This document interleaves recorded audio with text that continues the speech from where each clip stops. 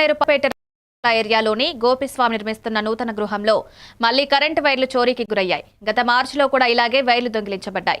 ఇప్పుడు సుమారు 1.2 లక్షల విలువ చేసే ఎలక్ట్రిక్ వైర్లు, ఇతర సామాగ్రి దుండగులు దోచుకువెళ్లారు. స్థానికులు భయంతో గుప్పెట్లో పరిస్థితిలో ఉన్నారని తెలిపారు. పోలీసులు ఫిర్యాదు నమోదు చేసి దర్యాప్తు ప్రారంభించారు. రాధా బంగ్లా ఏరియాలో చోరీలు ఎక్కువగా జరుగుతున్నందున పోలీసులు ప్రత్యేక మెగా పెట్రోలింగ్ ఏర్పాటు చేయాలని స్థానికులు కోరుతున్నారు. ఇక్కడ కొత్తగా రాధాబంగ్లాలో ఇల్లు కడుతున్నాము. ఆ ఇంట్లో వైరింగ్ వర్క్ అనేది జరుగుతుంది.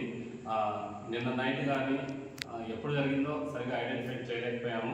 కాకపోతే ఇక్కడ దాదాపు 1 లక్షకి పైన విలువ గల వైర్లంతా కూడా వైరింగ్ లాగేసిన వైర్లంతా కూడా లాక్కొని దొంగలుగా దోచుకొని వెళ్ళిపోయారు. మేము దయతలిచాము. ఇప్పుడు ఇలా జరిగితే కూడా మా అనుమానం ఆ పిల్లలే అనుకుంటున్నాను. నేనైతే ఇక్కడ ఉన్న వాళ్ళంతా కూడా ఆ పిల్లలే చేస్తుంటారని చెప్పి మాకు గట్టిగా చెప్తున్నారు. దానివల్ల పోలీస్ స్టేషన్లో మళ్ళీ కేసు పెట్టాము.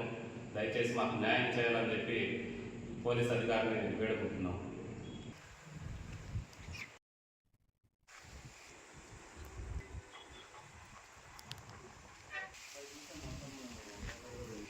డౌట్ వచ్చి